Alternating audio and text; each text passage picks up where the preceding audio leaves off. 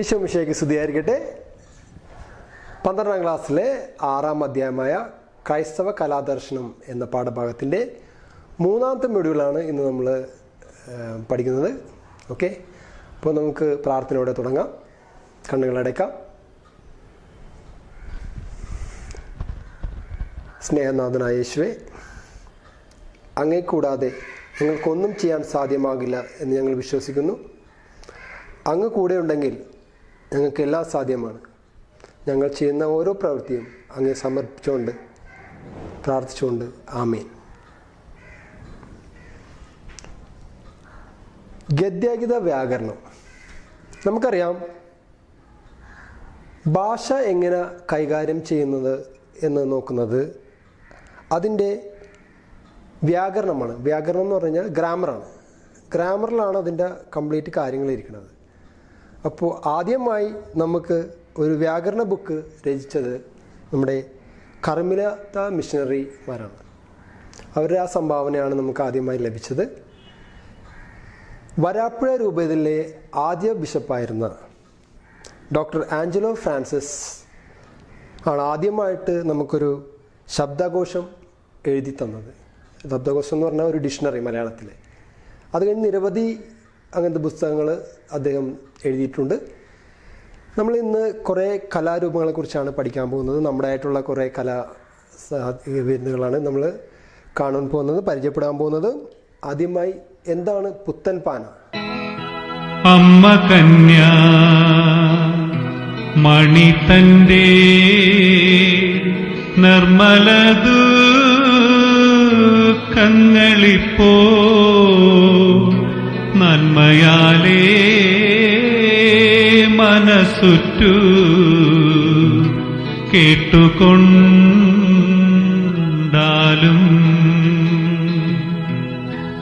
പുത്തൻ പാന രചിച്ചിരിക്കുന്നത് നമ്മുടെ അർണോസ് പാതിരിയാണ്. അദ്ദേഹം നമ്മുടെ ഹൈന്ദവ സമൂഹങ്ങൾ രാമായണ മാസങ്ങളിൽ സന്ധ്യയിൽ വിളക്ക് കത്തിച്ച് വീടുകളിൽ രാമായണം പാരായണം ചെയ്യണത് കേട്ട് അതിൽ നിന്ന് നമുക്കും എന്തെങ്കിലും ഒരു ഇത് വേണമെന്ന് ചിന്തിച്ച് എഴുതിയ ഗ്രന്ഥമാണ് പുത്തൻ പാന. പുത്തൻ പാനയിൽ നമ്മൾ യേശുവിൻ്റെ പീഡാനുഭവം അത് കണ്ട് തൻ്റെ മടിയിൽ കിടക്കുന്ന യേശുവിനെ കൂടെ നിന്ന് അമ്മയ്ക്കുണ്ടാകുന്ന ആ വിഷമമാണ് അതിൽ ആ പാട്ടിലൂടെ നമുക്ക് കാണാൻ സാധിക്കുന്നത്. നമുക്കറിയാം ആ പീഡാനുഭവം എന്താണെന്നുള്ളത്. 72 മുള്ളുകളുള്ള മുൾക്കിരീടമാണ് തലയിൽ വെച്ചത്. അതിൽ 3 മുള്ളുകൾ തലക്കകത്ത് ശരിക്കും കയറി എന്നാണ് പറയുന്നത് യേശുവിൻ്റെ. 150 പ്രാവശ്യം ആൾക്കാർ തുപ്പുകയും 5450 അടികൾ, അതിൽ 110 അടികൾ തലയിൽ തന്നെയാണ് യേശുവിനെ ഏൽക്കേണ്ടി വന്നത്. താടിയിലും മുടിയിലും പിടിച്ച് പറിക്കുക, 21 പ്രാവശ്യം വലിച്ചെന്ന് പറഞ്ഞു. നമുക്കറിയാം നമ്മുടെ ശരീരത്തിൽ ഒരു രോമം പറിച്ചാലുണ്ടാകുന്ന വേദന. കയ്യിലും കാലുകളിലും ഇരുമ്പാണികളിൽ അടിക്കപ്പെടുന്നു. അവസാനത്തുള്ളി രക്തം വരെ നമുക്ക് വേണ്ടി ചിന്തുന്നു. ഇതെല്ലാം കണ്ടു നിൽക്കേണ്ടി വന്ന ഒരു അമ്മയുടെ അവസ്ഥ അതാണ് പുത്തൻ പാനയിലൂടെ നമുക്ക് മനസ്സിലാകുന്നത്. നമ്മൾ വിശ്വാസ പ്രമാണം ചൊല്ലുമ്പോൾ നമ്മൾ ചിന്തിക്കേണ്ട ഒരു കാര്യമാണ്, ഞങ്ങൾക്ക് വേണ്ടി പീഡകൾ സഹിച്ചു എന്ന് പറയുന്ന ആ സ്ഥലത്തൊന്ന് പോസ് ചെയ്തിട്ട് എന്താണ് ആ പീഡനകൾ എന്നൊന്ന് വിലയിരുത്തിയാൽ നമുക്ക് ആ പ്രാർത്ഥന പൂർത്തീകരിക്കാനാകും. നമ്മളുടെ പല കലാരൂപങ്ങൾ നമ്മൾ ഇനി പരിചയപ്പെടുകയാണ്. ഒന്നാമതായി മാർഗം കളിയാണ്.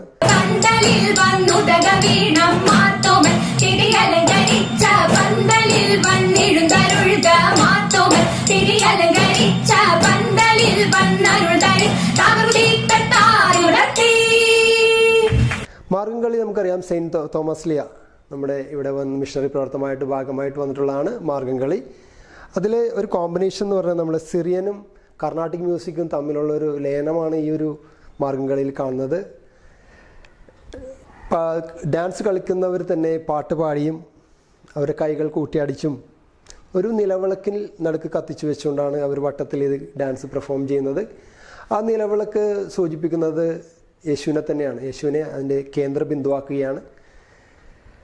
നമുക്കറിയാം കനായ കല്യാണ നാളുകളിൽ അവർ തലേന്നാൾ ഇത് ഈ നമ്മളുടെ ഈ മാർഗം കളി കാണാവുന്നതാണ്. ഇപ്പോൾ സ്കൂൾ യൂത്ത് ഫെസ്റ്റിവലിലൊക്കെ മാർഗംകളി ഒരു കോമ്പറ്റീഷൻ ഐറ്റമാണ്. വളരെ ഭംഗിയായിട്ട് നമുക്ക് കാണുന്ന ഒരു കലാരൂപമാണ്. അത് നമ്മളുടെ ഒരു മുതലാണെന്ന് നമുക്ക് പറയാം. അടുത്തതായിട്ട് നമുക്ക് പരിചയപ്പെടുന്നത് നമ്മളുടെ തന്നെയായിട്ടുള്ളൊരു ചവിട്ട് നാടകം. സ്വർഗീയ ദേശത്തലവന മന്നവൻ യേശുവിന്റെ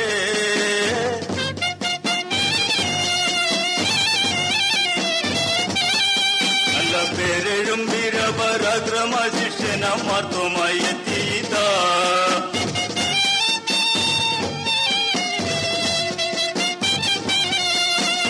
തീരദേശ പ്രദേശം എന്നാണ് ചവിട്ടുനാടകത്തിൻ്റെ ഉറവിടം എന്ന് പറയുന്നത്. നമ്മുടെ ചെല്ലാനത്തുള്ള VS ആൻഡ്രൂസ്, ഞാൻ ചെല്ലാന സ്കൂളിൽ പഠിപ്പിക്കുന്നുണ്ട്, അതാണ് പറഞ്ഞത്. ചെല്ലാനത്ത് VS ആൻഡ്രൂസിൻ്റെ കോൺട്രിബ്യൂഷൻ ഈ ചവിട്ടുനാടകത്തിന് വലിയൊരു റോള് ഇതിൽ കാണിക്കുന്നുണ്ട്. ഇതിൽ ഒരു മിക്സ്ചറാണ്, ചവിട്ടാടം എന്ന് പറയുമ്പോൾ ഒരു മിക്സ്ചറാണ്. അതായത് കൂത്ത്, കഥകളി, കൂടിയാട്ടം, പിന്നെ വെസ്റ്റേൺ ആർട്ട് ഫോമായ ഓപ്ര, ഇതെല്ലാം മിക്സ് ചെയ്തിട്ടാണ് ഈ ചവിട്ടുനാടകം.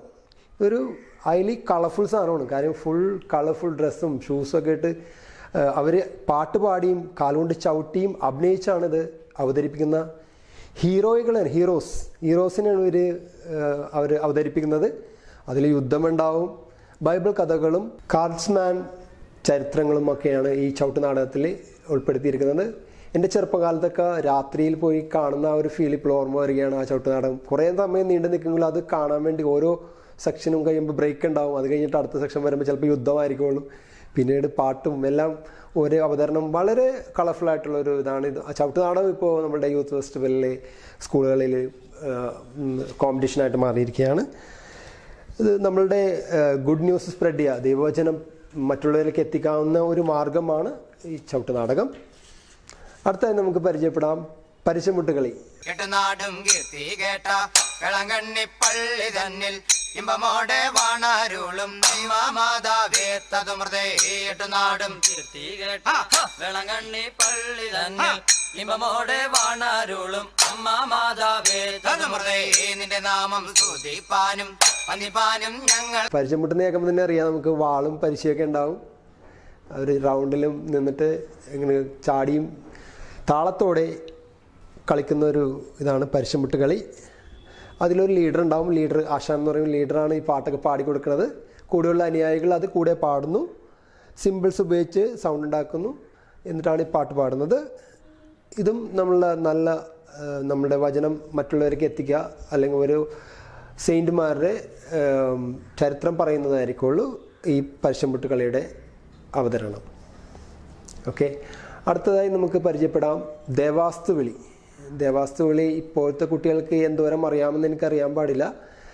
നമ്മളുടെ ആലപ്പുഴയിലുള്ള കൃപാസനം അവിടെ നമ്മളുടെ ഇങ്ങനെയുള്ള കലാരൂപങ്ങൾ, അതായത് ദേവാസ്തുവിളി, പരിചമുട്ടുകളി, ഇതിനൊക്കെ വലിയൊരു പ്രചോദനം അവിടെ കൊടുക്കുന്നുണ്ട്.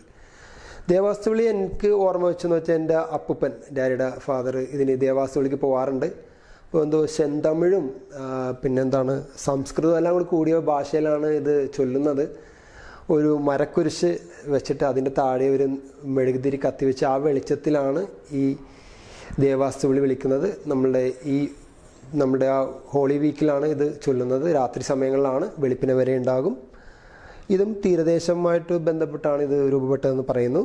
വിശുദ്ധ അഗസ്റ്റിൻ ഇങ്ങനെ പറയുന്നത്, ഒരു നല്ലൊരു ഗാനം ദൈവത്തിൻ്റെ ഒരു പാട്ട് പാടുകയാണെങ്കിൽ 2 പ്രാവശ്യം പ്രാർത്ഥിക്കുന്നതിന് തുല്യമാണ്. നമ്മുടെ ദിവ്യബലി സമയങ്ങളിൽ ആലപിക്കുന്ന ഗാനങ്ങളെല്ലാം അതിൻ്റെ ഭാഗമാണ്.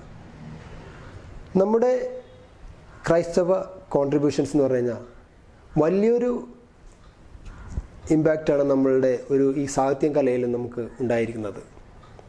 നമ്മളുടെയായിട്ടുള്ള ഇപ്പോൾ സോഷ്യൽ മീഡിയയിൽ നമ്മളുടെയായിട്ടുള്ള ചാനലുകൾ, റേഡിയോ മരിയം പോലത്തുള്ള ചാനലുകൾ, ഇതെല്ലാം നമ്മളുടെ ഇവാഞ്ചലൈസേഷന് മാർഗമായി മാറുകയാണ്. നമ്മളുടെയായിട്ടുള്ള പത്രങ്ങൾ, മീഡിയാസ് എല്ലാം നമ്മളിപ്പോൾ അതിനുവേണ്ടി ഉപയോഗിച്ചുകൊണ്ടിരിക്കുകയാണ്. KCBC പോലത്തെ സംഘടനകളുടെ കോൺട്രിബ്യൂഷൻ ഇതിൽ വലിയൊരു റോള് നമുക്ക് നൽകുന്നുണ്ട്. കലയ്ക്ക് വേണ്ടിയല്ല, കല ജീവിതത്തിന് വേണ്ടി എന്നാണ് നമ്മുടെ സഭയുടെ വീക്ഷണം. കല പ്രയോജനപ്പെടുന്നത് അഹന്തയിലല്ല,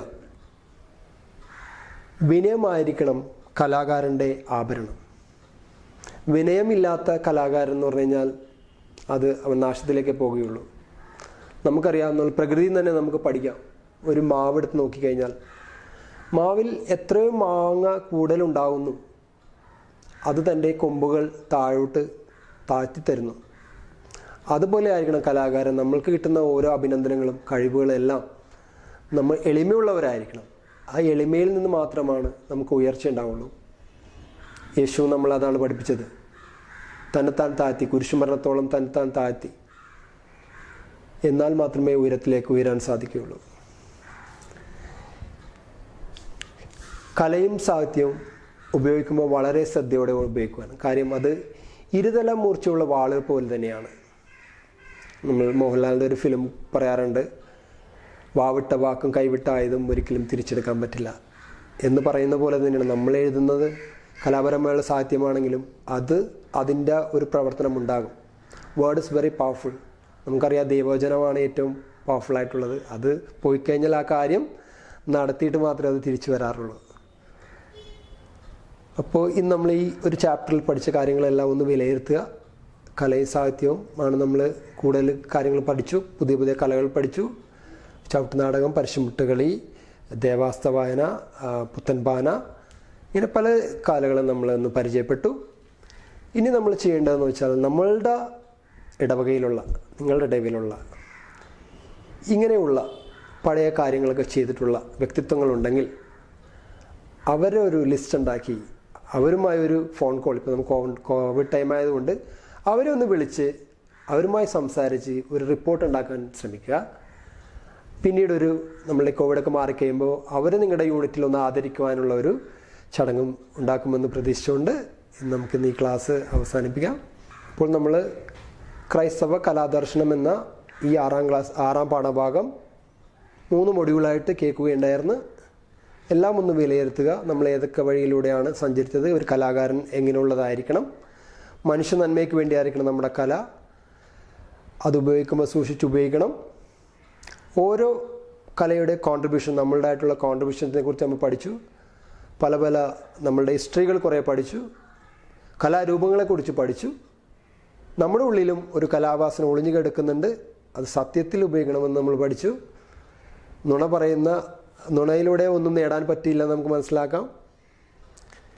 അപ്പോൾ സത്യത്തിൻ്റെ മാർഗ്ഗയിൽ നമ്മുടെ കലകൾ, നമ്മുടെ കഴിവുകളും ദൈവനന്മയ്ക്ക് മറ്റുള്ളവർക്ക് ഉപകാരപ്പെടുന്ന രീതിയിൽ ഉപയോഗിക്കുവാനും കഴിയട്ടെ എന്ന് പ്രാർത്ഥിച്ചുകൊണ്ട് നമുക്ക് പ്രാർത്ഥനയിലേക്ക് കിടക്കാം. എല്ലാവരും കണ്ണുകളടയ്ക്കുക. കർത്താവേ, യോഹന്നാൻ്റെ സുവിശേഷത്തിൽ 15-ാം അധ്യായം 5-ാം വാക്കിൽ പറയുന്ന പോലെ, അങ്ങേ കൂടാതെ ഞങ്ങൾക്കൊന്നും ചെയ്യാൻ സാധിക്കില്ല എന്ന് ഞങ്ങൾ വിശ്വസിക്കുന്നു. യേശുവേ, ഞങ്ങൾ ചെയ്യുന്ന ഓരോ പ്രവൃത്തികളും അങ്ങ് ഞങ്ങളുടെ കൂടെ ഉണ്ടാകണേനോർത്ത് നന്ദി പറഞ്ഞുകൊണ്ട് ആമേൻ.